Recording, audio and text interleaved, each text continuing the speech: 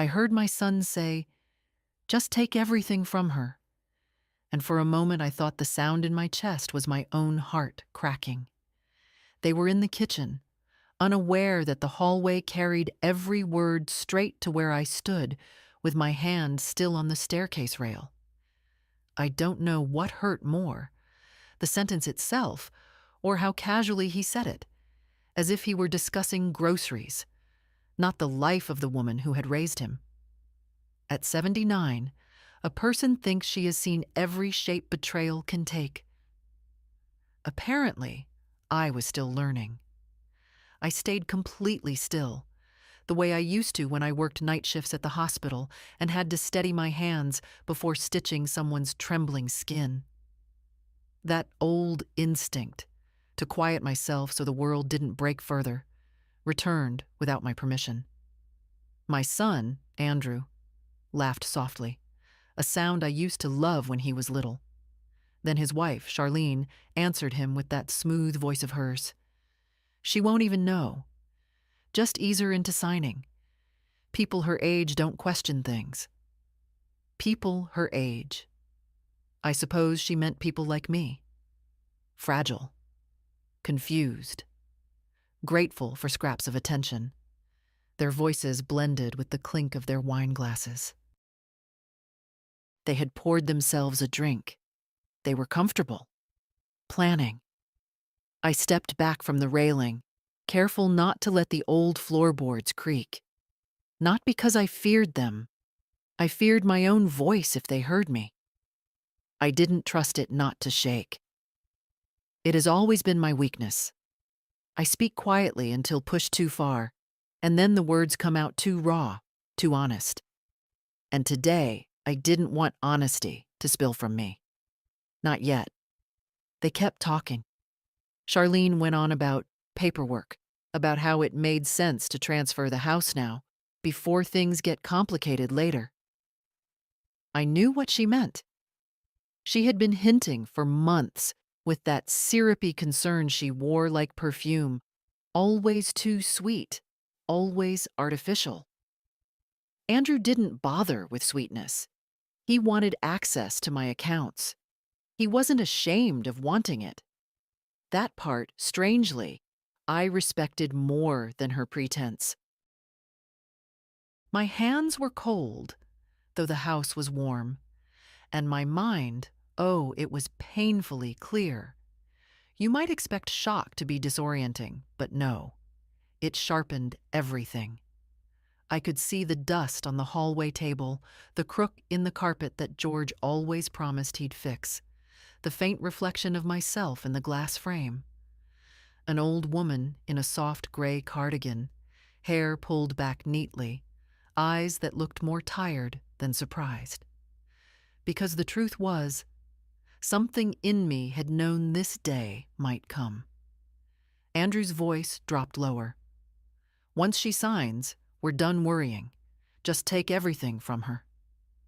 That sentence returned, heavy, deliberate. And then their footsteps moved toward the back door, laughing about dinner reservations. My son didn't check on me before leaving. Charlene didn't call out a goodbye. The door shut, and their car engine hummed away. I exhaled only when I heard the quiet settle. I walked into the living room, lowering myself into my old chair. The cushion had molded to my shape long ago. I folded my hands on my lap, letting my breathing even out. The house felt different now, not smaller, not emptier, simply honest. Everything in it belonged to me, not to them. They had no idea how literal that truth already was. 6 months ago, after a night when I couldn't sleep and lay awake thinking about the way Andrew's tone had changed over the years, I moved every asset I had into a trust managed by Benson, my late husband's friend. The house, too. Every account, every share, every certificate. My name was still on everything, but not in a way anyone could touch. Not Andrew, not Charlene. Their hands would close on nothing. I sat there in the fading light, listening to the quiet tick of the clock on the mantel. I felt no triumph, no vengeance, only a tired sort of clarity. A woman my age is expected to fade, to yield, to hand over her life while smiling politely. But I have lived too long and lost too much to hand myself over for the convenience of others. The evening breeze moved the curtains slightly, brushing my cheek like an old friend reminding me I was still here. And for the first time in a long while, I let myself just sit and breathe and remain silent in a house that, despite everyone's plans, still belonged entirely to me. The morning after their conversation, I moved through my house the way one moves through a museum of their own life, slowly, touching nothing, noticing everything. The kettle rattled faintly when it boiled, as if echoing the tremor in my hands. I wasn't frightened. Fear is for younger people who still believe they can lose something vital. What I felt was quieter, heavier, like a stone laid gently on my chest. I'd lived long enough to know the difference between pain and clarity. This was clarity. Andrew and Charlene had always visited irregularly, but lately their visits carried a different heaviness, the kind that settles into a room even before anyone speaks. The last 3 Saturdays, they'd arrived with the same bright, strained smiles. Charlene always brought a store-bought cake, placed it on the table as if offering tribute, and then started surveying the house with that restless gaze, checking for signs of decline, as she called it. I don't decline. I simply age. There's a difference she never cared to understand. Your hallway light flickers, she had said last week, tapping the switch as if I were too feeble to notice it myself. Andrew thinks it might be time to think about arrangements. Arrangements. She used that word often. It sounded like something you say before a funeral, not to a living woman who still walks her garden every morning. Andrew always sat opposite me at the kitchen table, where George used to read the newspaper. He'd lean forward, elbows on his knees, hands clasped. His posture was meant to look earnest. It used to work when he was a boy, when he wanted a toy, or permission to stay out past curfew. Now it only looked rehearsed. "Mom," he said last time, "we just want to help. You don't need the stress of managing everything alone." He said it softly, but his eyes flicked toward Charlene, seeking approval. He used to look at me like that, when he needed courage. Now he looked at her. I poured tea for them that day, the same way I always did, though the cups felt heavier in my hands. Charlene took a sip and gave a little sympathetic grimace, the kind people give when they want to suggest something better without seeming unkind. "You should let me reorganize your pantry," she'd said. "It's outdated." She meant it the same way she meant everything, a criticism disguised as concern. But I nodded politely, as I always do. Women my age learn to choose silence over unnecessary explanations. Silence, after all, reveals more truth than arguments ever can. They left that afternoon without noticing the strain in my shoulders or how slowly I walked them to the door. They didn't ask about my week or whether I'd finally fixed the leaky faucet. They didn't ask about my sleep, which had been broken for months. They glanced at the clock more often than they glanced at my face. Later that night, I opened a tin of shortbread cookies, ones I used to bake myself before my hands stiffened, and I ate one slowly, studying its crumble.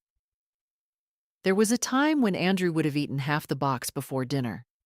He used to come home from school, dusty and loud, dropping his backpack at the door and calling for me before the bag even hit the floor. "Mom, I'm starving," he'd shout, though he never truly was, and I'd laugh, telling him that boys who grow like weeds need constant feeding. Those memories feel like they belong to someone else now, someone who didn't know how far affection could drift. I began noticing other small things in the days that followed. Andrew's texts were brief, clipped, utilitarian. Call me when you can. We need to talk. Let's handle paperwork this week. No warmth, no stories, no updates about his life unless they involved money, property, or my supposed well-being. I stopped replying quickly. I let messages sit until the evening light softened the room enough that I could read them without irritation. The neighbors say Andrew is a devoted son. They see him arrive in his clean car, carrying grocery bags Charlene filled at the store, and assume devotion. They don't see the way he checks the fridge afterward, removing the items he thinks I don't need: fresh berries, good cheese, anything that feels too enjoyable. They don't hear the way Charlene whispers, "She shouldn't waste money," as if pleasure were wasteful. I once overheard them in the yard, long before last night's conversation. I was watering my roses. They thought I couldn't hear through the open window. Charlene said, "She won't last alone much longer. We should be proactive." Andrew replied, "Mom is stubborn. We need to guide her." Guide, not help. That word returned to me now like a pebble pressed into my palm. Small, but sharp. I walked through the living room and paused by the piano. My fingers hovered over the keys but didn't press. My hands aren't steady enough anymore. But sometimes I like to pretend. I touched the lid gently. Dust gathered in the corners. Life gathers dust too, if you aren't careful. Their disrespect wasn't sudden. It was gradual, like water wearing down stone. But what they didn't understand, what they still didn't understand, is that stone doesn't disappear. It reshapes. The clock ticked in its steady rhythm, the same one George set up 40 years ago. It reminded me that time hasn't taken everything from me. Some things I still own completely: my thoughts, my choices, my boundaries, and the quiet, watchful part of me that has always known when something unfolding is not just unpleasant, but dangerous. By afternoon, I found myself sitting again in the same chair where I had listened to the fading echo of their voices the night before. And for the first time in months, perhaps years, I felt something unfamiliar rise inside me. Not fear, not sadness. A slow, steady resolve. On Tuesday afternoon, Andrew arrived alone. That in itself was unusual. He rarely came without Charlene unless something needed to be handled quickly, like replacing a broken heater or picking up documents he'd left behind. He walked into the house with the same purposeful stride he used when he was young and wanted to prove he wasn't afraid of the basement after dark. Only now the determination wasn't innocent. It was calculated. "Mom," he said, leaning in for a quick kiss that barely touched my cheek. "We need to talk about something important." He didn't remove his coat. That told me he wasn't planning to stay long, only long enough to accomplish a task. I motioned him to the kitchen, though my knees already ached from standing too long. He sat at the table, and I noticed he kept glancing at the door as if expecting Charlene to burst in with reinforcements.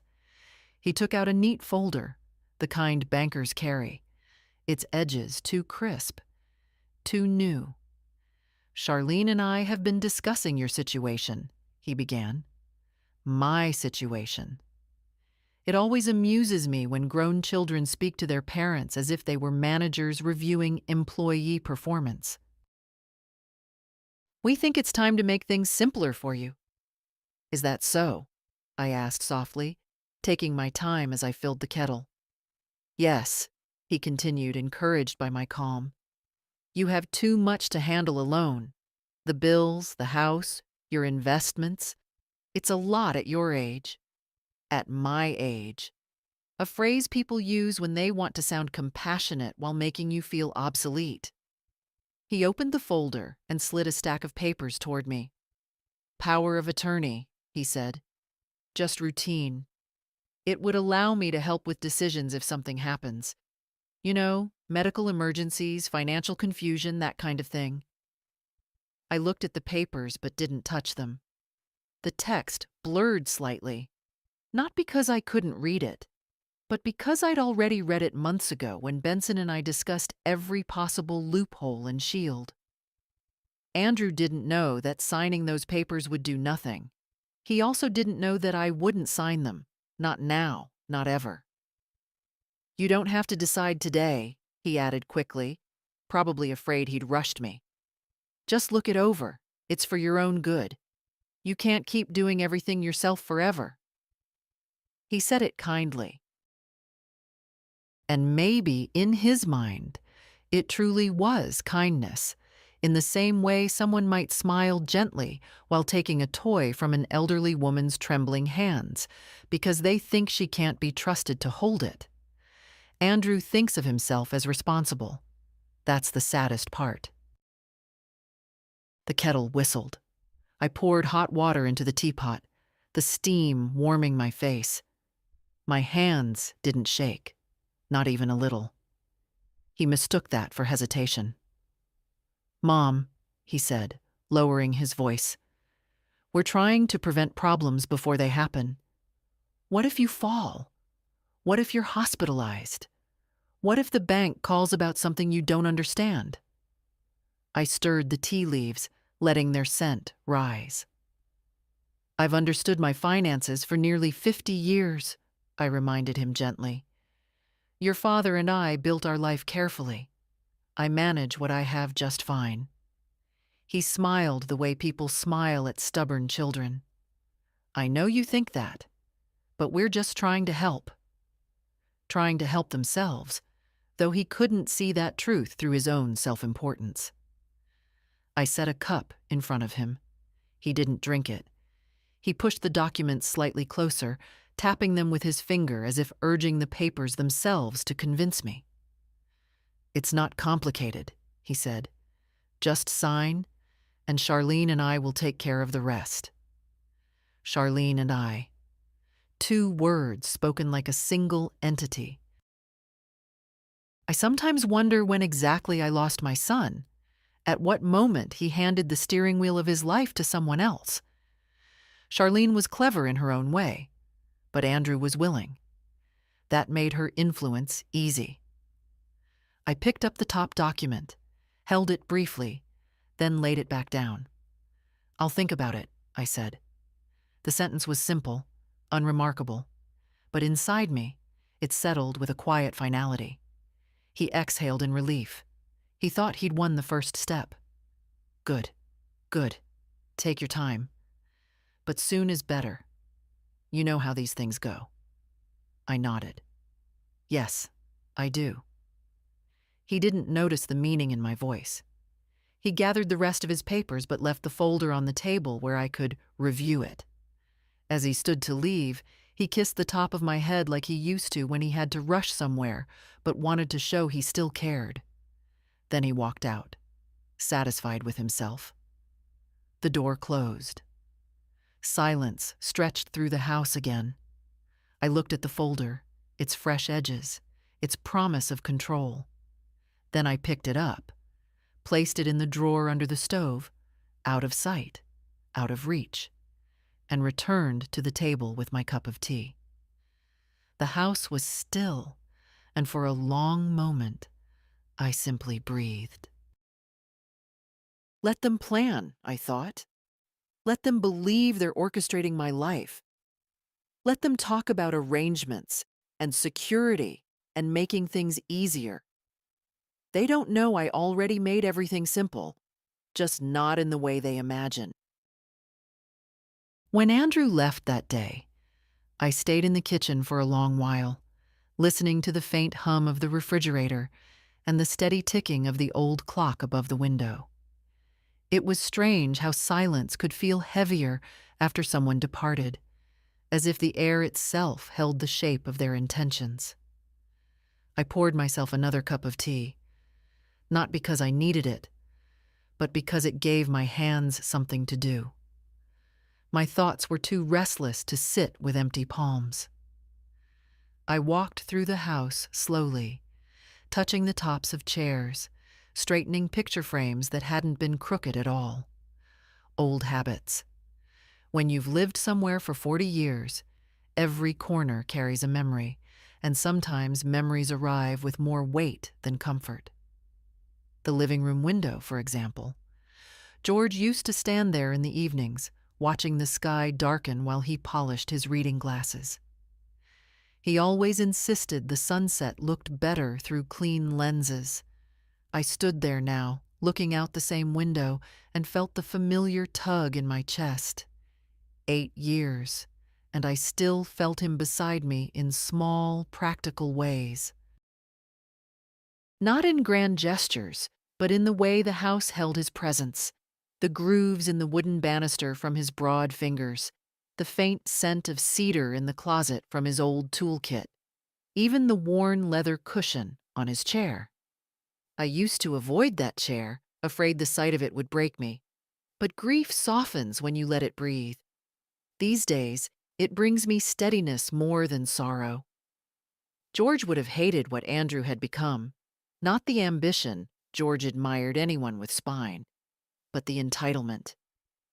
The way Andrew spoke to me lately, with that careful politeness that barely hides impatience, would have made George's jaw tighten. He didn't raise his voice often, but when he did, it was for dignity, his own or someone else's. "You don't shrink yourself for convenience, Miri," he told me once when we were newly married, and my mother-in-law had tried to explain all the ways a proper wife should behave. "If people need you smaller, it means they're afraid of you standing at full height." I remember laughing then. I was 23 and barely 5'2". Standing tall seemed a poetic phrase for other women, larger women, braver women. Not me. But age reveals truths youth can't imagine. Even small women carry mountains inside them. I walked into George's old study. The room was dusty, but not neglected. I opened the curtains, letting the pale light spill across the floorboards.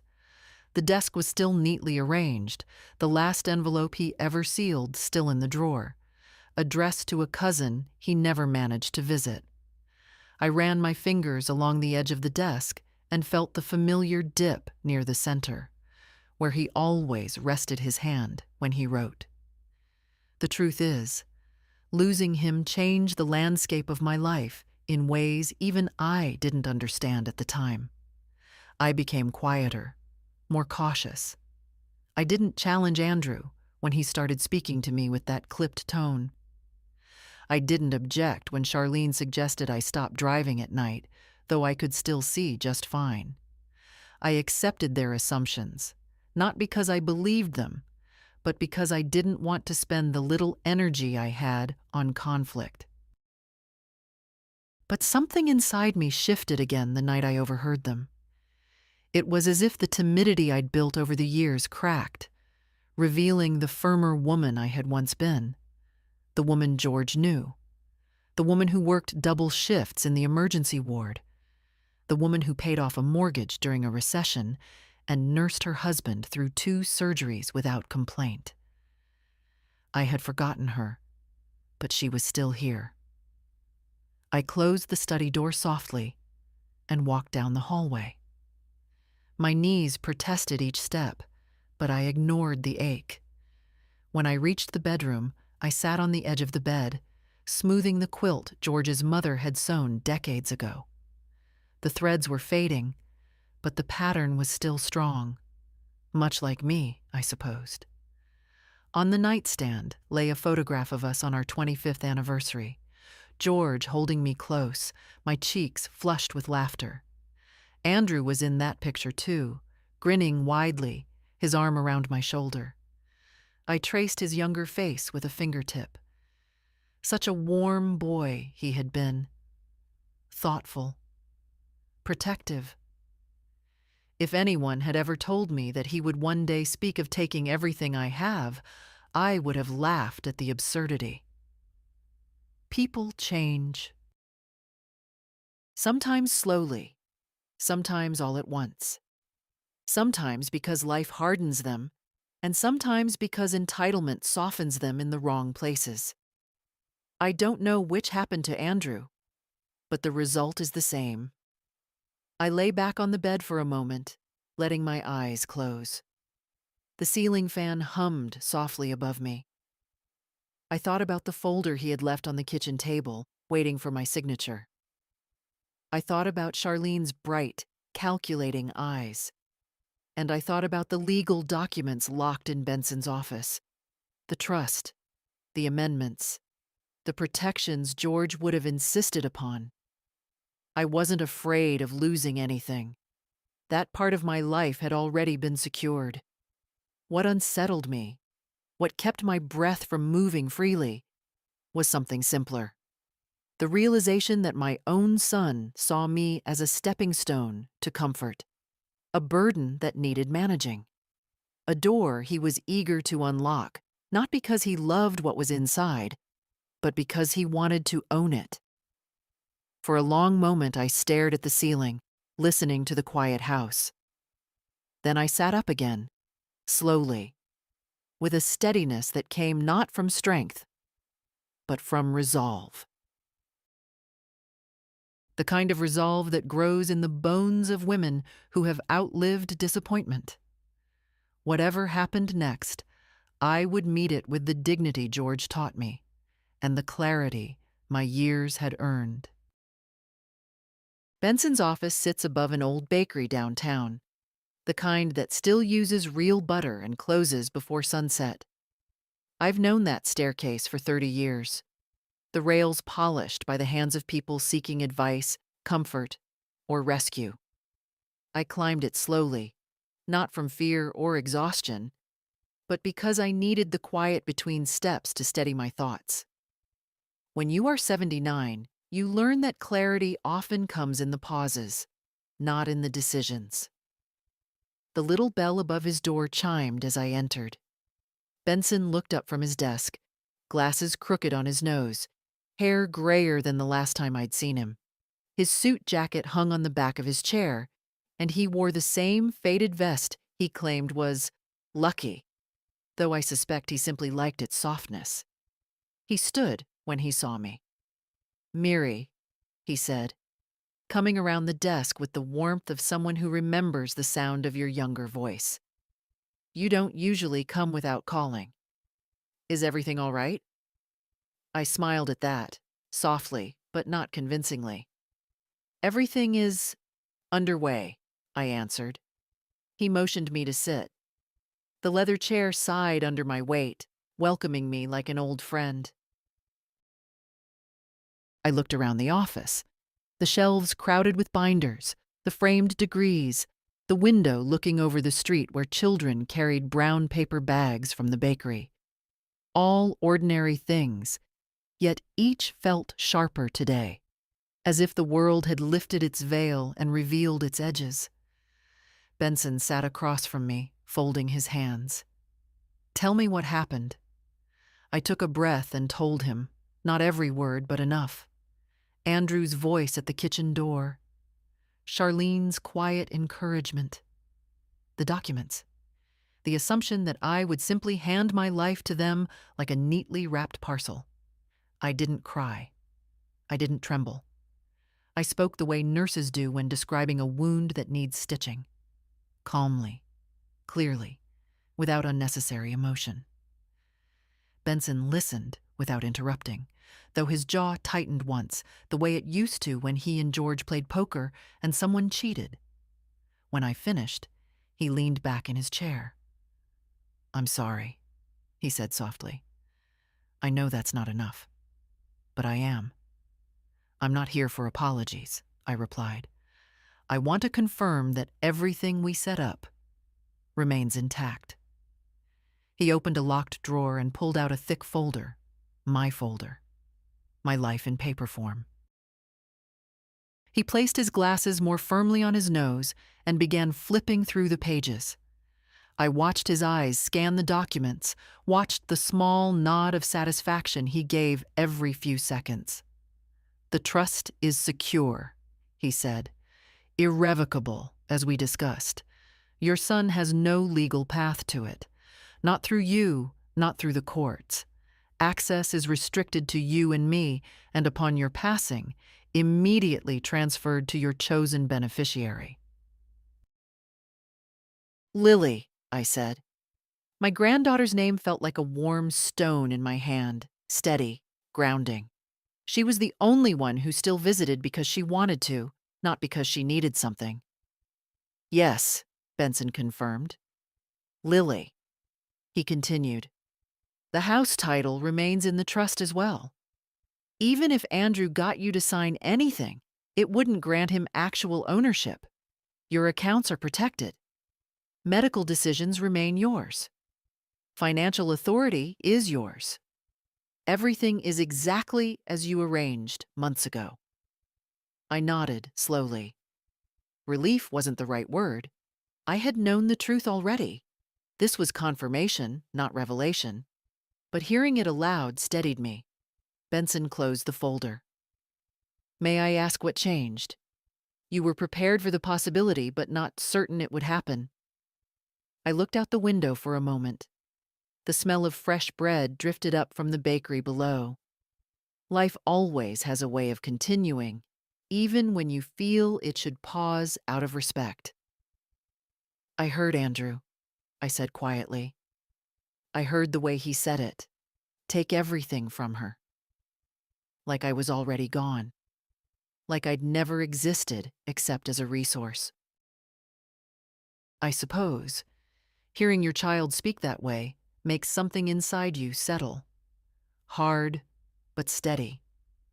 Benson was silent. He understood grief, but he also understood dignity. In all the years I'd known him, he never confused the two. "What do you want to do now?" he finally asked. "I want to continue as planned," I said. Quietly, calmly, without drama. They will keep pushing, I know that. And I don't want to fight them. I want to outlast them. He smiled a little. "That, Miri, you can do."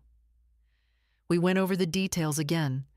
My signatures, the clauses Andrew could never undo, the carefully constructed barriers that protected me even from my own vulnerability. Benson handed me copies of what I needed and tucked the originals back into the drawer. As I stood to leave, he touched my arm gently. "If things get worse, or if he becomes aggressive, call me." "I mean it." I nodded. "I will." But I knew I wouldn't. Some battles are too small for lawyers and too large for words. On the walk down the staircase, my knees protested, but my spine felt strangely straight. The bakery door opened as I passed, and a child came running out with a warm loaf wrapped in paper. His laughter echoed down the street. For a moment, I let it wash over me, an unexpected balm. I didn't feel triumphant. I didn't feel vindicated. I simply felt prepared. And preparation, I've learned with age, is its own kind of power. Thursday began with the sound of my phone vibrating on the nightstand. A persistent trembling, like a moth trapped beneath glass. I didn't need to look to know who it was. Andrew had developed a habit of calling early, as if catching me before my morning tea would somehow soften my resolve. I let the phone ring until it stopped. Silence is a language I've learned to use only in my later years, but it speaks clearly when I allow it. I dressed slowly, my joints resisting the way old hinges do when someone opens a forgotten door. The mirror showed me the same familiar woman, white hair pinned back neatly, faint shadows beneath the eyes, shoulders straighter than one would expect at 79. I didn't feel weak. I simply felt watched. Not by anyone in the room, but by the version of myself I used to be, the one who would have said yes out of habit. In the kitchen, I boiled water and set out a slice of toast. But the quiet didn't last long. At 9:07, there was a knock, 3 short taps, followed by a longer pause. Andrew. Only he knocked like that, as if reminding me he still knew the rhythms of the house he grew up in.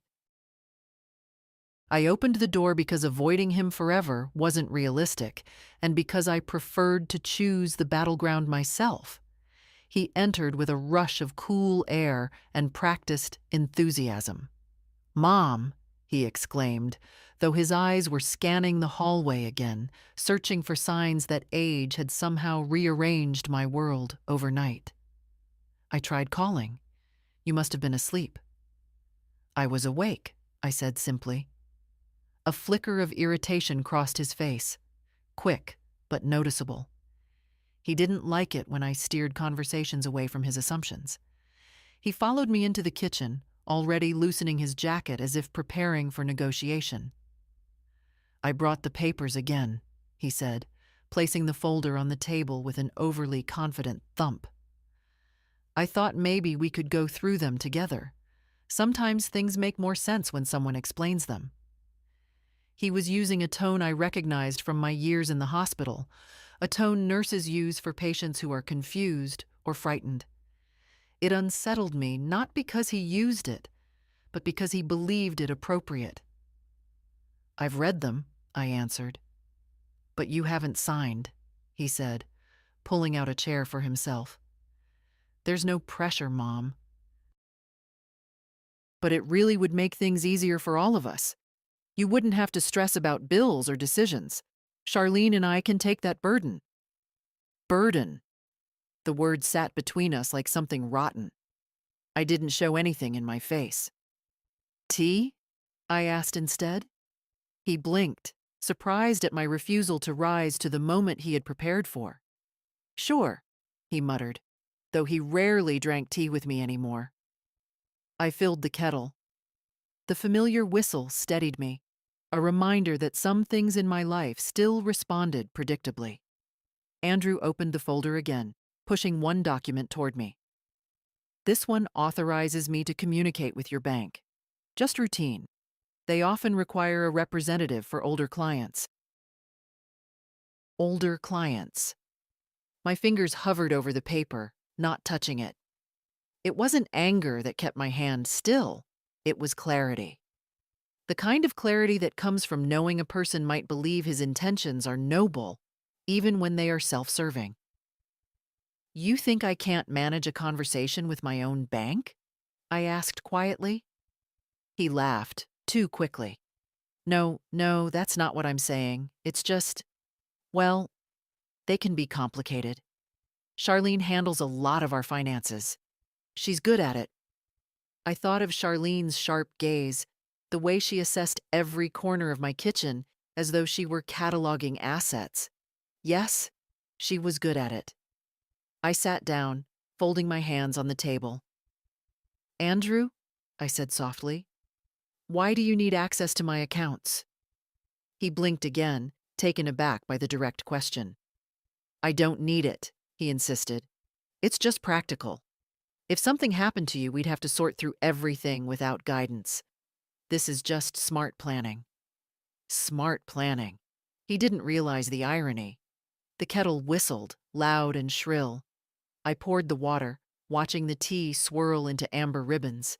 Andrew tapped the papers impatiently. "You're overthinking it," he said. "This is for your protection." Ah, yes, protection. Always the word used by those who want control. I looked at the documents, then gently closed the folder. I said, "I'll think about it."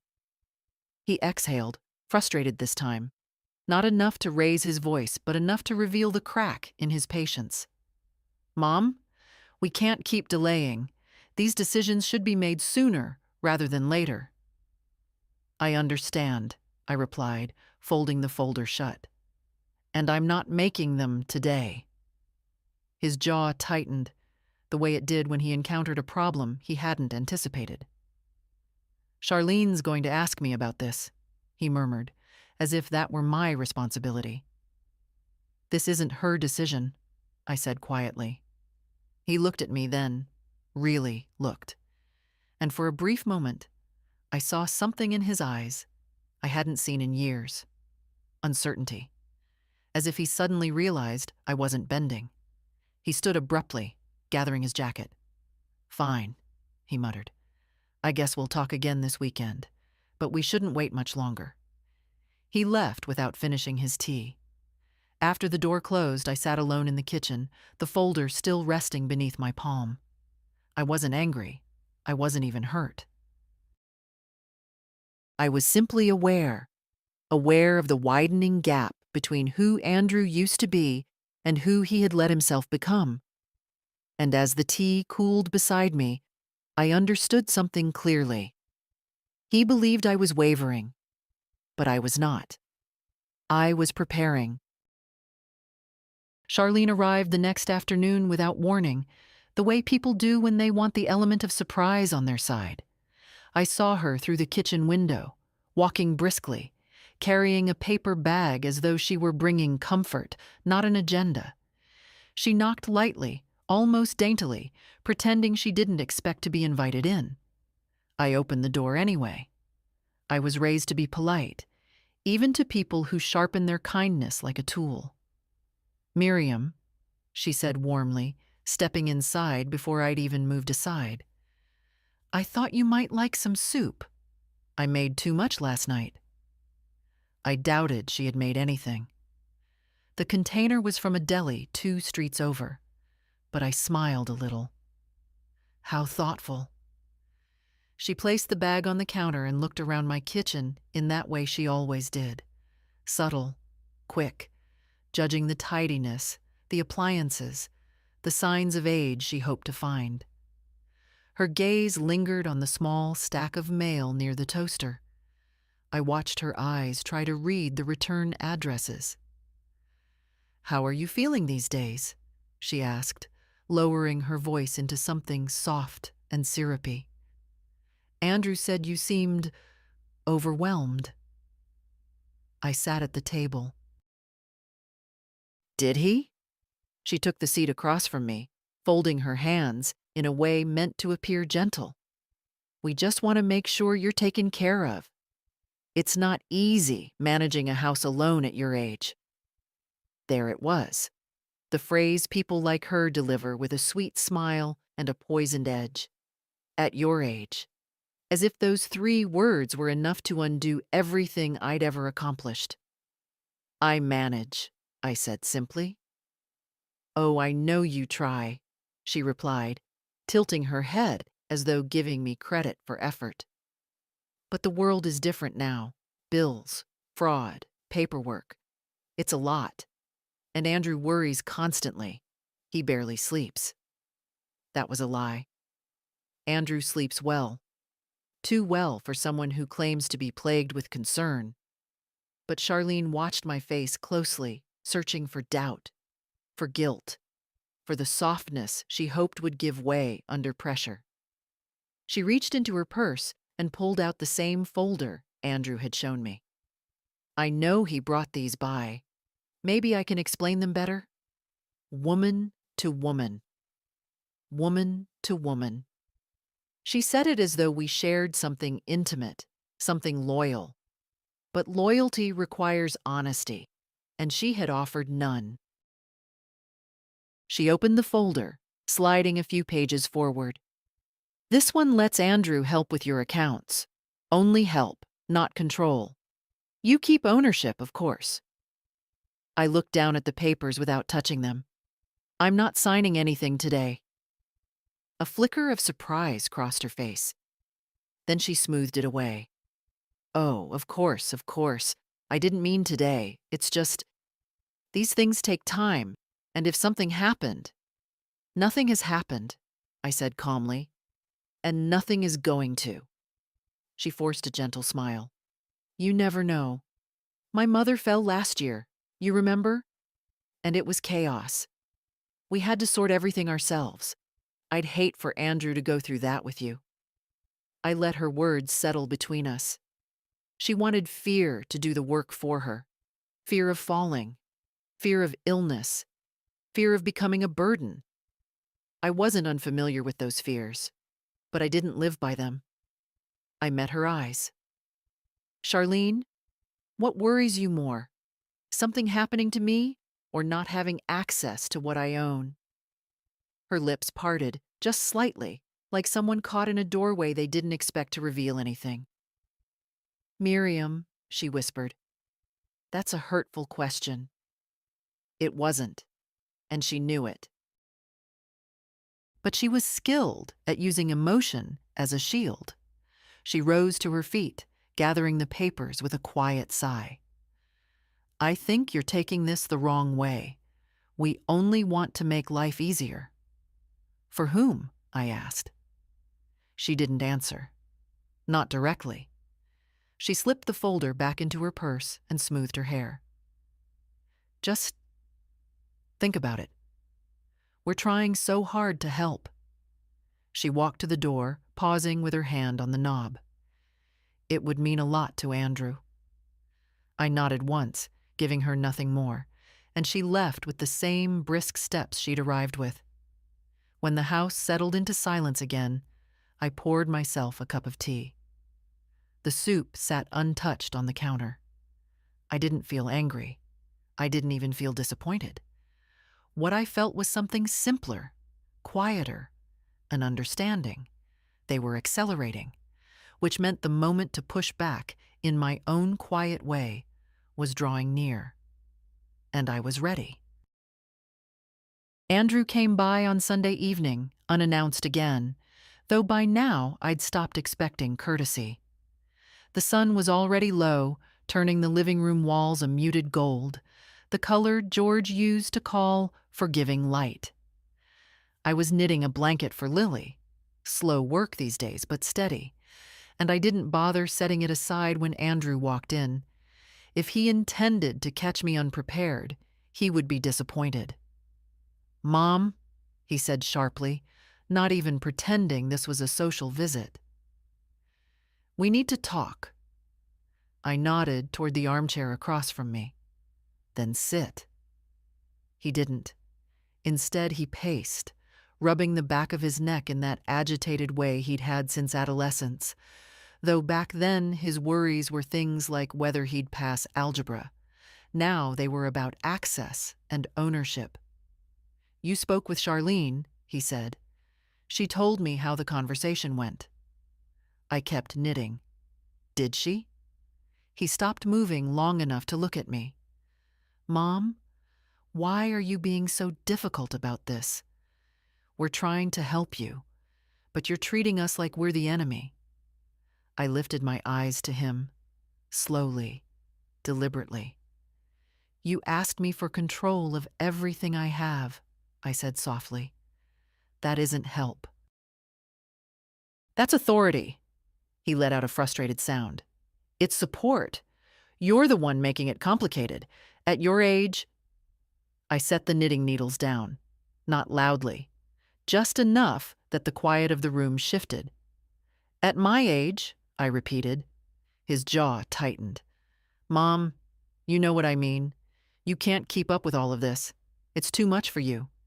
You need someone reliable to step in, someone who actually cares about your well-being." "Someone like you," I said. "Yes," he snapped. "Exactly like me." It was the first honest sentence he'd spoken in weeks. I watched him, noting the impatience in his posture, the way he kept glancing at his phone on the table as if Charlene were waiting for updates. He wasn't here to understand. He was here to pressure, and he didn't even hide it well. "You're creating problems where there don't need to be any," he said. "You're acting paranoid. We just want to make sure everything is handled before anything happens." "Before I die," I supplied quietly. He flinched, not because the idea upset him, but because he didn't like hearing it framed so plainly. "I didn't say that." "But you meant it." Silence settled between us. Heavy. honest. He took a deep breath as though gathering himself for a final push. Mom, listen. If you keep resisting, you're going to make things harder for everyone. We need access to the house information, your bank contacts, the investment accounts. You need access, I corrected. He shook his head, and there, beneath the frustration, I saw something else. Desperation. That unsettled me more than his anger. What is happening, Andrew? I asked softly. Why now? Why this urgency? He didn't answer. He looked away, jaw working, eyes darting toward the window as if searching for an exit. Whatever had been pushing him forward, he wasn't ready to name it. I leaned back in my chair. You talk about my life as if it's an administrative inconvenience, I said.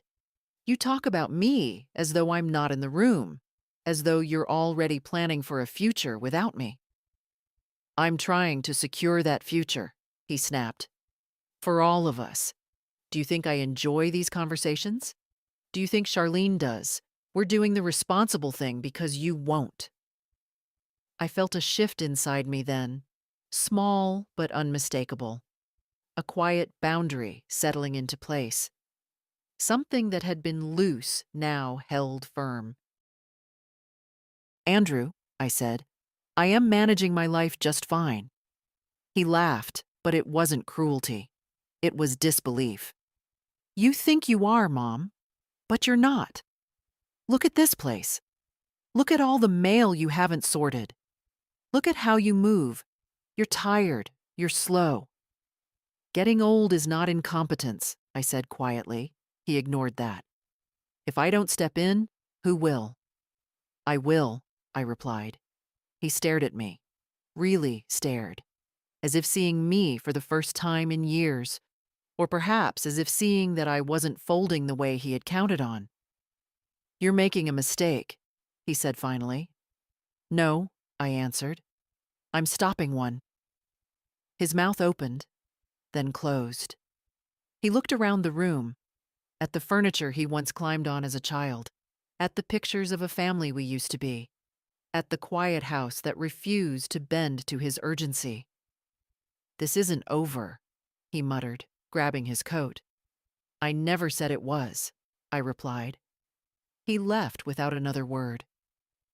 After the door shut, I picked up my knitting again. My hands were steady. The house was still. Outside, the evening light softened into that gentle shade George used to admire. I wasn't hurt. I wasn't shaken. I was simply aware that something essential had shifted. Andrew wanted control. But I had finally taken back my voice. And that, I realized, was the beginning of the real change. Lily arrived on Wednesday evening, just after sunset, carrying a small bag of groceries and a smile that didn't ask anything of me.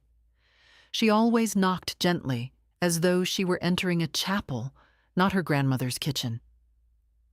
When I opened the door, she wrapped her arms around me with a warmth that settled directly into my ribs. You look tired, Grandma, she said softly. Are you sleeping? I brushed a loose lock of hair from her forehead. I sleep enough. Come in, sweetheart. She set the groceries on the counter, fresh strawberries, my favorite, and a loaf of rye bread. Things chosen with care, not obligation. She moved around the kitchen easily, knowing where I kept the kettle and the mugs without needing to ask. When her mother died, she spent 3 months here, and somehow she still remembers the shape of my drawers better than Andrew ever did. How's school? I asked. Oh, exhausting, but good. She paused, then added with a shy grin. I got an A on my project, the one about aging and independence. I smiled. The irony wasn't lost on either of us. We sat at the table, tea between us. The room felt lighter with her in it, as though the walls themselves recognized her kindness. Lily doesn't fill silence with noise. She fills it with presence. and presence is rarer than anyone admits. After a few minutes, she reached across the table and took my hand. "Dad seems stressed," she said carefully. "He mentioned you weren't agreeing on some things. I didn't want to pry, but I'm worried." Her concern was genuine. I felt it through her fingertips, warm against my skin. I took a slow breath. I didn't want to burden her, but I also didn't want to lie. Not to the one person who still treated me like someone whose thoughts mattered. "Your father and Charlene want access to my affairs," I said gently.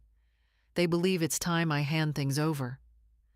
Lily's expression tightened, not with surprise, but with disappointment. "He's being pushy, isn't he? He does that when he thinks he's right." "When he thinks he deserves something," I corrected softly. She looked down, thumb rubbing small circles against the back of my hand.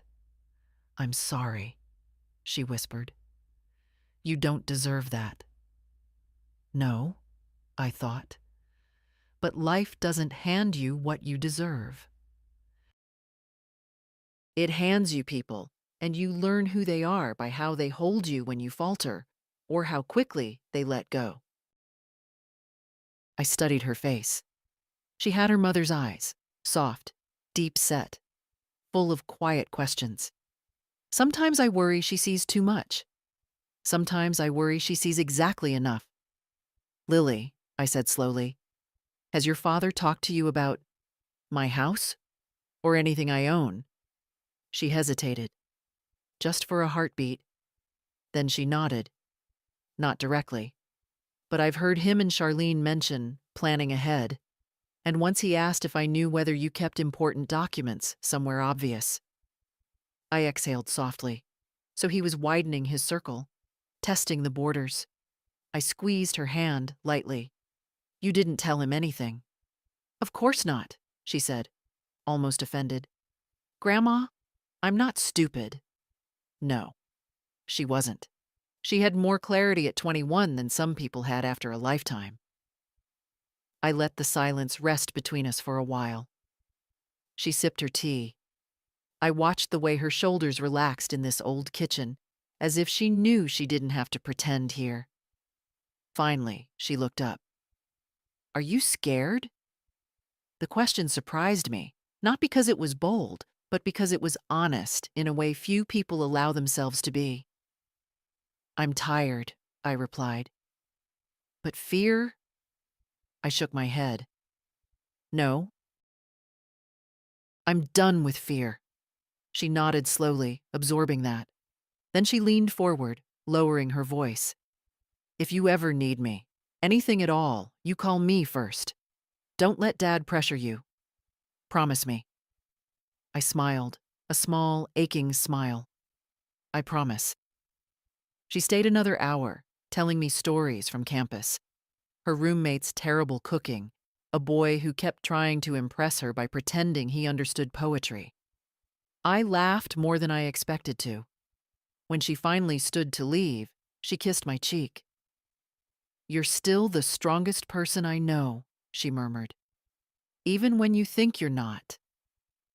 After she left, the house felt quieter, but not empty.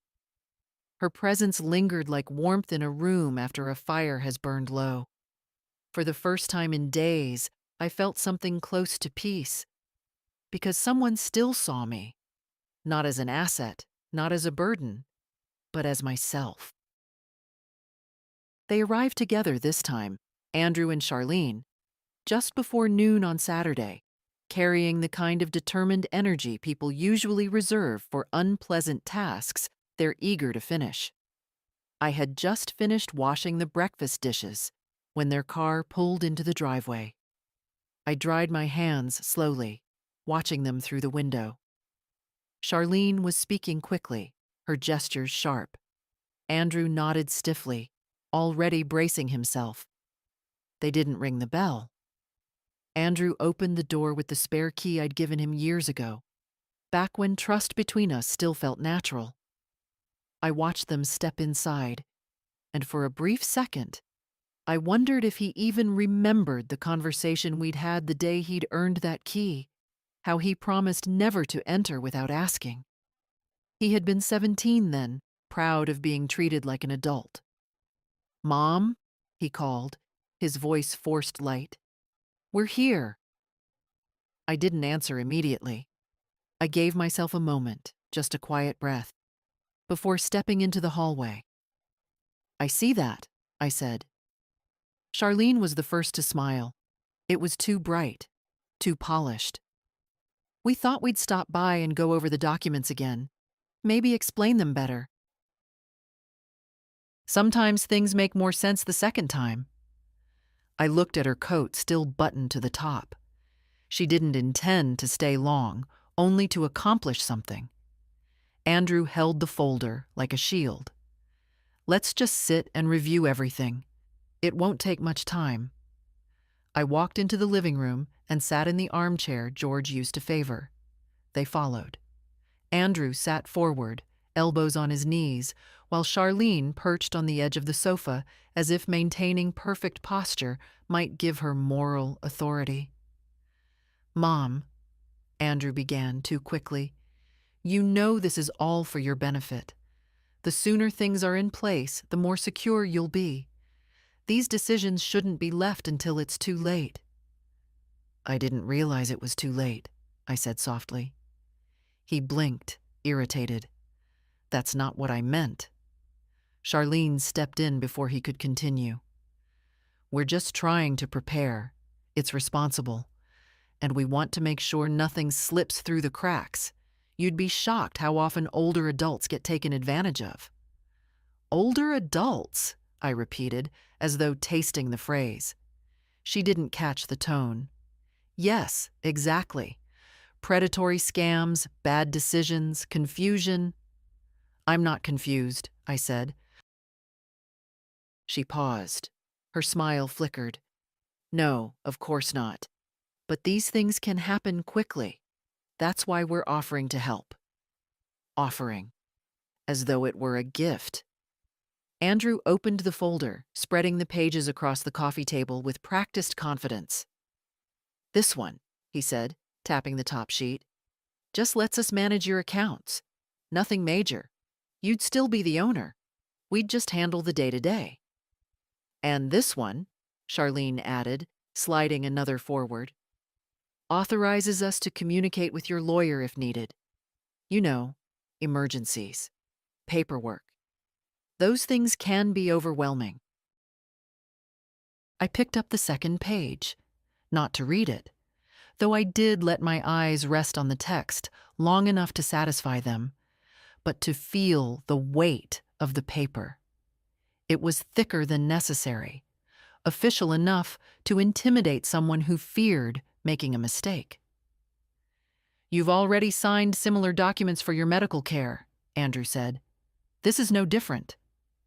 It was entirely different, of course. My medical directives had been written by me, for me, and witnessed by someone who knew the law, not by someone who wanted my house. I set the page down. "And why?" I asked quietly. "Must this be done now?" They exchanged a look, a brief, sharp one, the kind of look people share when they've rehearsed an answer. "Because it's time," Andrew said. "You're not the same as you were 10 years ago, or even 5. "And you think that means I should hand everything over?" "I think," he said carefully, "that it would prevent complications." "Complications for whom?" His jaw tightened again. "Mom, don't do this." "I'm only asking," I said. "It's a simple question." Charlene sighed dramatically. "This is becoming difficult. We're trying to do the responsible thing, and you're acting like we're attacking you." "Are you not?" I asked, still calm. They both froze. It wasn't the volume. My voice had been soft. It was the clarity. They hadn't expected clarity. Andrew stood abruptly. "I can't talk to you when you're like this." "When I'm like what?" I asked. "Suspicious," he snapped. "Stubborn, Irrational. Stubborn. Irrational. Words used for women whose compliance can no longer be counted on. I folded my hands in my lap. I will not be signing anything today. Mom, or tomorrow, I added. Charlene exhaled sharply. This is unbelievable. They gathered their things in tight, frustrated movements. Andrew didn't look at me as he left.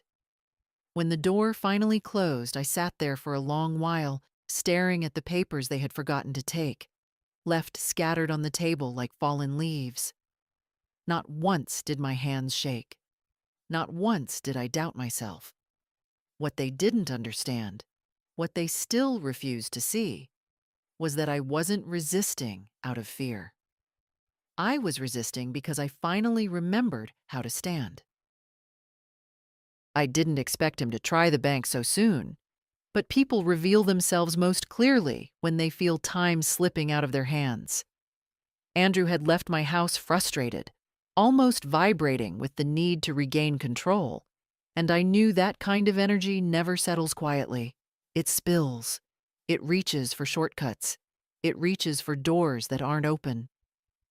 2 days later, the phone rang just as I was trimming dried stems from my geraniums. The number on the screen wasn't familiar, but the tone of the woman's voice was unmistakably professional. Mrs. Harper, this is Elaine from First Maple Bank. I'm calling to confirm whether you authorized your son to inquire about your private accounts this morning. The pruning shears paused in my hand. A small leaf fell onto the table. No, I said, keeping my voice even. I did not authorize anyone. There was a short silence, the kind that tells more than words. Thank you, she said carefully. We denied the request, of course. We just wanted to alert you. He was persistent. Persistent. That was their polite way of saying he had pushed. Hard. After the call ended, I stood at the kitchen counter for a long moment, palms resting flat on the laminate. The room felt still, too still, as though even the appliances were holding their breath. I wasn't surprised. A mother knows her child's patterns, even when those patterns turn into something sharp. What surprised me was the faint ache behind my ribs. Not hurt, not betrayal, but something older. Recognition. I had once believed that Andrew's impatience came from stress, that his sharp tone came from exhaustion, that his controlling nature came from wanting to feel capable. But now I saw intention where I once saw struggle. An hour later, the doorbell rang, and there he was. Andrew stood on the porch with his hands shoved deep into his pockets, shoulders hunched in a way that suggested he was already preparing for an argument. His eyes darted around me as though he expected to see a lawyer standing in my living room. "Mom," he said, forcing a breath. "We need to talk." "Come in," I replied, though he didn't deserve the gentleness in my tone. He stepped inside, closing the door firmly behind him. "Why did the bank say you haven't authorized me? I told them I'm your son." I told them it was important. "It wasn't true," I said. "That's why they didn't authorize you." He let out a harsh laugh. "You're being ridiculous. I wasn't trying to do anything wrong. I just needed information." "You needed access," I corrected. "There's a difference." He stepped closer, lowering his voice. "Mom, listen to me carefully. If something were to happen to you, anything, I need to be prepared. I can't be blindsided. I have responsibilities." "Responsibilities to whom?" I asked. He hesitated. That split-second pause was the most honest thing he'd offered me in months. "To my family," he finally said. "To my future. To making sure nothing falls apart." There it was. Not my security. Not my comfort. His stability. "And you believe my accounts are part of that future?" I said. His mouth tightened. Don't twist my words. I'm not twisting anything, I answered softly. I'm acknowledging what you've made clear. He ran a hand through his hair, pacing like he had in my living room the week before. You're being stubborn. You're letting your imagination run away with you. Charlene and I are trying to help you, but you're acting like we're thieves. His voice cracked slightly on the last word. I had not called him that, not once, but he had chosen it anyway. I'm acting, I said gently, like someone who heard her son say, just take everything from her. He froze. Color drained from his face in a way I had never seen, not even when he broke his arm at 11 or when he totaled his first car. This was a different kind of pain, the pain of being caught. You misunderstood, he whispered. I heard, I replied. He swallowed, jaw tightening again. Mom, you're making a mess out of nothing. If you would just sign the papers. I will not. His eyes flashed, not with grief, but with something harsher, something like entitlement cracking open. You're going to regret this, he said quietly. I doubt it, I answered. For a long moment we just stared at each other, the man who once held my hand crossing the street, and the woman he now saw as an obstacle. Then he left, slamming the door behind him. The house trembled for a moment, then settled. I returned to my geraniums. The damaged stems needed trimming, and I found myself cutting them cleanly, without hesitation. Some things must be removed before they destroy what's still capable of growing. The family gathering was Charlene's idea, which meant it was never meant to be gentle. She called it a check-in dinner, as if concerns could be softened by dressing them in polite terms. I knew what it was the moment I stepped into their house, the way their voices dropped when I walked in, the way Andrew cleared the table too quickly, as if removing distractions before the real conversation began. Lily was there too, sitting quietly on the far end of the sofa, sensing the tension before a word was spoken. Her eyes flicked to mine, asking silently if I was all right. I gave her a small nod. Charlene started with her version of kindness. Miriam, we've all been worried about you. Things have been strained lately, and we thought maybe if we talked openly, we could avoid misunderstandings. Misunderstandings.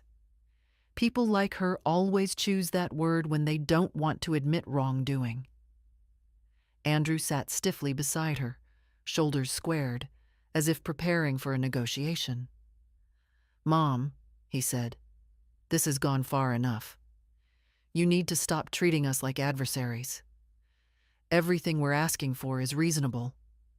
And necessary, Charlene added. I sat in the armchair across from them, folding my hands in my lap. Explain to me, I said quietly, what exactly is necessary? They exchanged a glance, quick, nervous. Then Andrew took a breath. You can't continue managing everything alone. You've refused access, refused help, and now you're calling banks, blocking us, shutting us out. I didn't call the bank, I replied. The bank called me. That landed exactly where I expected. Andrew's face darkened, a shadow moving across his features. Charlene laid a hand on his arm as though steadying a small storm. Mom, you're blowing things out of proportion, he said. Look, it's simple. Sign the papers. Let me take care of things. This resistance isn't healthy. Healthy. What a curious word to describe someone protecting herself.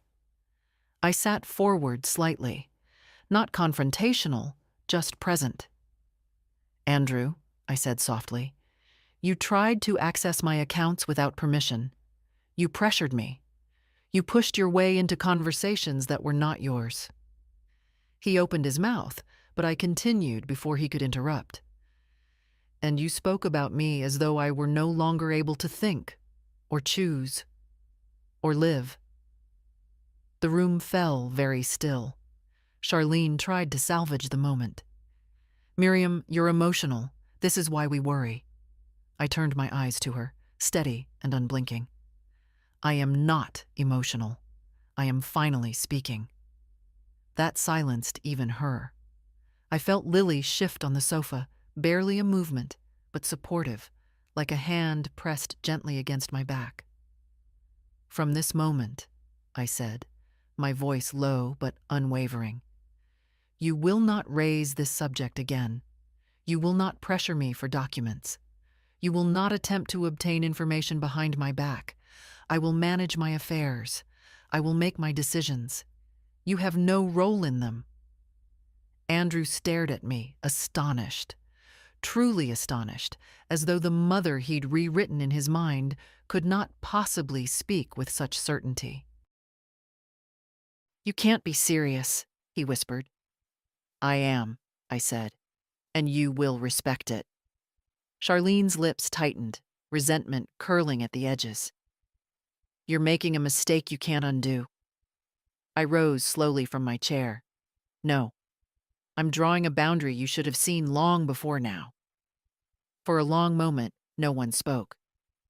Then Lily stood, quietly, firmly, and moved to my side. Grandma, she said softly, I'll walk you to the car. I nodded, grateful without showing it too openly. As we left the room, Andrew called after me, his voice strained and unfamiliar. This isn't over.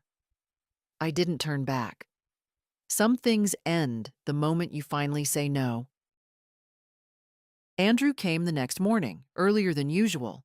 Too early for anything except confrontation. I heard the force in his knock before I reached the door. It wasn't a request, it was an announcement. When I opened it, he pushed past me without waiting, the way people do when they believe anger gives them permission. Mom, he said sharply, we're talking now. This can't wait. He stood in the middle of my living room, breathing hard, eyes darting like someone cornered. I closed the door behind us, not afraid, just aware. The house felt smaller with his agitation inside it.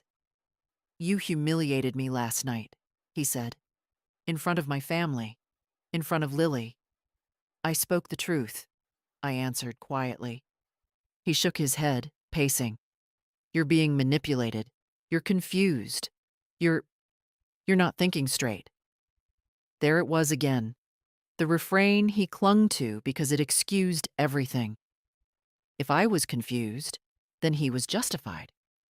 If I was irrational, then he was righteous. If I was slipping, then he was needed. I walked past him and sat in my chair. My hands rested lightly on the armrests. I am thinking very clearly, I said. Too clearly for your comfort. That struck him. His jaw clenched. You don't understand what you're risking. You're leaving everything vulnerable. You're leaving yourself vulnerable. No, I said softly. I'm simply refusing to hand my life to you. He stopped pacing and faced me fully. You don't get to say that. I'm your son. As if that word should absolve you, I murmured. He flinched, not visibly, but in the tightening of his shoulders. I've tried to be patient. I've tried to help. But you're acting paranoid. Signing those documents is the responsible thing. Why can't you see that? Because they serve you, I replied. Not me. His face reddened. Do you think I'm stealing from you? Is that it? You think I'm some kind of monster? No, I said after a pause. I think you are someone who wants ease, and you see me as the obstacle to it. He stared at me as though the room had suddenly shifted shape, as though he didn't recognize the woman sitting in front of him. You're wrong, he whispered. Then why go to the bank? I asked. Silence fell between us, long, heavy, undeniable. You had no right to do that, I continued. No cause, no permission. You acted because you believed you were entitled. That's not fair, he snapped. I had to know how complicated everything was. I had to know what I'm dealing with. You are dealing with my life, I said. And that is something you do not get to manage. His breath came faster. Frustration turned into something sharper, something that looked dangerously close to desperation. Mom, listen to me. You have no idea how much pressure I'm under. Charlene and I, our finances, things are tight. We're trying to plan a future that includes you. And if you don't cooperate, you're going to make everything harder. There it was at last, the crack in his carefully rehearsed concern. Not protection, not love, not fear for my well-being, financial need, dependence, expectation. I am not your solution, I said quietly. He closed his eyes as though the sentence physically struck him. When he opened them again, something had changed. The boy I raised, the one who used to bring me dandelions from the yard, was gone. Only the man remained, shaped by choices I had not been part of. You're being cruel, he said. You don't care what happens to us. I care, I replied, but I will not sacrifice myself to ease the consequences of your decisions. He stared at me for a long, trembling moment. Then he whispered, So that's it. That's it, I said. He turned, walked toward the door and paused with his hand on the knob. You're making a mistake you won't be able to fix. I shook my head gently. No, Andrew. I have already fixed it. He didn't answer. The door closed behind him with a soft finality, not slammed, not forced. Just closed. I sat back slowly, letting the quiet return to the house. The confrontation was over, but something deeper had ended long before he walked out that door. I had only now found the courage to name it. I woke the next morning without the usual heaviness in my chest. It wasn't joy, not at my age, and not after days like these, but a kind of stillness I hadn't felt in years. A clearing, as though the clutter of worry that had lived behind my ribs had finally been removed, leaving quiet space where clarity could breathe. The house was gentle in the early light. I made myself tea, added honey, and sat at the kitchen table with a pen and a stack of cream-colored stationery I had been saving for something meaningful. I realized, with a small exhale, that the moment had finally come. I began the letter to Andrew with his name. Just his name. No dear, no softening. It wasn't anger that withheld those things. It was truth. I wrote slowly, choosing each word the way a nurse chooses her steps in a dark room. Carefully, with intention. I told him I loved him, because that had always been true, even when love became quieter and less certain. I told him that his recent choices had changed the way we would move forward, that trust, once cracked, cannot be forced back into its shape, that respect must be mutual or it cannot exist at all. I did not accuse. I did not list grievances like debts. Instead, I explained what would happen now. He would no longer have a key to my home. He would no longer be involved in my financial or legal matters. He would no longer pressure or question my decisions. Any future contact would be on my terms alone, calm, limited, and conditional on respect. I folded the letter carefully and placed it in an envelope. It did not feel like punishment. It felt like closure. Next, I wrote a shorter letter, this one to Lily. She didn't need explanations. She didn't need apologies. I simply told her that she has always been a place of tenderness in my life, and that I had arranged things so she would be cared for in the future, not because she expected anything, but because she had given me something invaluable these past years: presence without demand. After sealing both envelopes, I dialed Benson. He answered on the second ring. "Everything all right, Miri?" "Yes," I said. "Very much. I'm ready to finalize the beneficiary update we discussed." "You're certain?" he asked gently. "I've been certain for a long time," I replied. I just needed to hear myself say it. He didn't congratulate me or encourage me. He understood that dignity is not something people cheer for. It's something they witness quietly. He scheduled the signing for the next day, and I hung up. I walked through the house then, room by room, letting my hands brush the furniture, the walls, the memories. Not with bitterness, not with mourning. Simply acknowledging what remained mine. My life, my choices, my peace. George's photograph sat on the windowsill, catching sunlight on its glass. I touched the edge of the frame.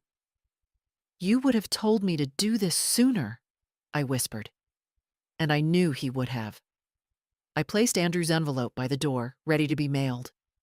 Lily's I tucked into my purse. I preferred to give hers in person.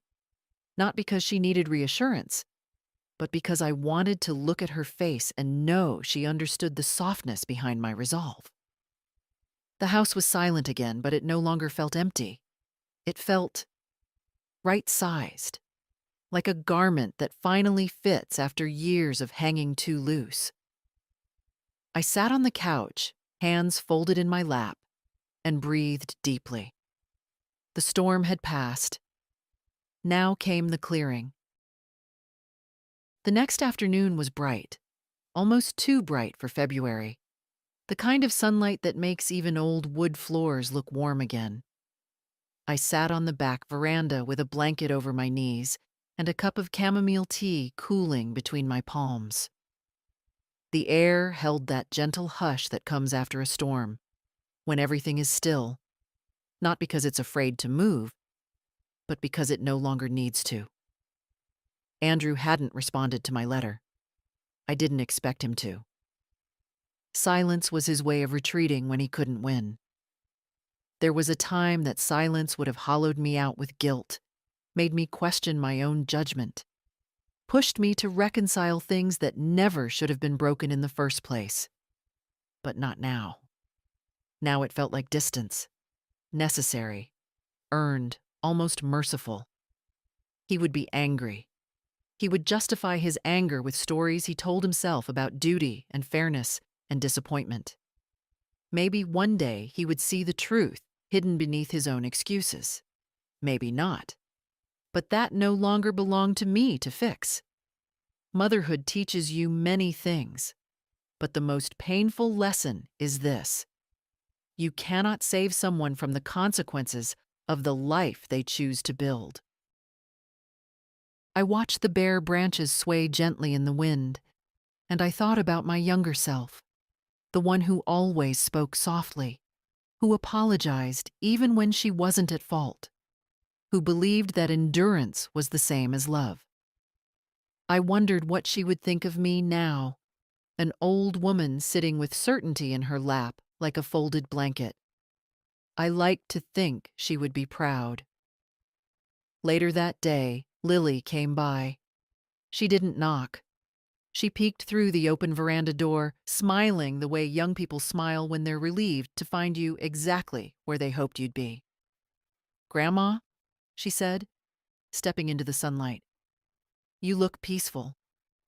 "I am," I answered, and I meant it. She sat beside me, her shoulder brushing mine. "Dad's upset," she admitted, though gently, as if cushioning the words. "He won't say it, but he knows he crossed a line." I nodded. Some lines shouldn't be crossed, and once they are, they must be redrawn. She didn't try to soothe me. She didn't argue. She simply reached for my hand, her thumb brushing lightly against the back of my knuckles. I felt the warmth of her, a warmth that never asked, never took, never expected. I'm glad you protected yourself, she said quietly. I'm glad you chose you. I looked at her for a long moment. I chose dignity, I corrected softly. Sometimes they're the same thing. A bird landed on the railing, tilting its head as if listening. The breeze carried the scent of the cedar tree George planted 3 decades ago. For the first time in years, I didn't feel the heaviness of memory, only its steadiness, like a hand resting between my shoulder blades. Your life is still yours, Lily whispered. Yes, I said. It is. And that was the truth of it. Not triumphant, not loud, simply true. My life was mine again, not parceled out to the expectations of others, not diminished by their needs, not bent under their urgency. Just mine. As the sun dipped lower, I felt the edges of tiredness settle into my bones. But it wasn't the tiredness of worry. It was the tiredness of someone who had finally exhaled after holding her breath for too many years. Before Lily left, she hugged me tightly, her head resting near my shoulder. If you ever need help, she said softly, you only have to call me.